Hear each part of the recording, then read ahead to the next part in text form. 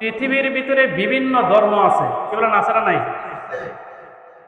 বিভিন্ন ধর্মের অভিবাদনের ভিতরে এমন তাৎপর্য নাই যেই তাৎপর্য সালামের ভিতরে আছে, বলেন সুবহানাল্লাহ।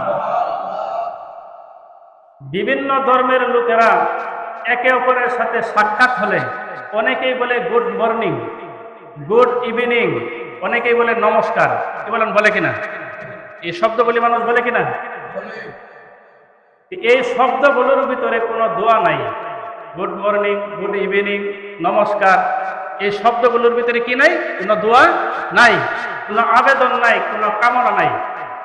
কিন্তু সালামের ভিতরে তিনটা জিনিস আছে, বলেন সুবহানাল্লাহ। সালামের ভিতরে কয়টা জিনিস আছে? একজন ব্যক্তি আপনাকে সালাম দিল, আসসালামু আলাইকুম ওয়া রাহমাতুল্লাহি ওয়া বারাকাতুহু। সালামদাতা আপনাকে নিশ্চয়তা দিচ্ছে যে আমার পক্ষ থেকে তোমার কোনো ভয় নাই, কোনো ভীতি নাই, কোনো শঙ্কা নাই, বলেন সুবহানাল্লাহ। সালামদাতা আবার এই কথাও বলতেছে যে আমি তোমার মঙ্গল কামনা করি এবং আমি তোমার জন্য একজন প্রকৃত বন্ধু, বলেন সুবহানাল্লাহ। কয়টা জিনিসের নিশ্চয়তা দিল? তিনটা।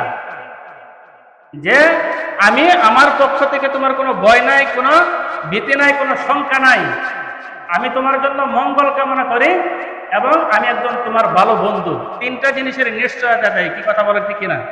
এরকম মনোভাব নিয়ে যদি সমাজের ভিতরে সালাম আদান প্রদান হয়, ওই সমাজের ভিতরে দাঙ্গামা হাঙ্গামা কোনো বিশৃঙ্খলা থাকবে? জোরে আওয়াজ করে বলতে হবে, থাকবে?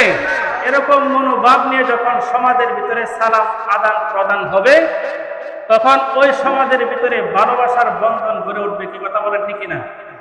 ওই সমাজের ভিতরে শান্তি চলে আসবে।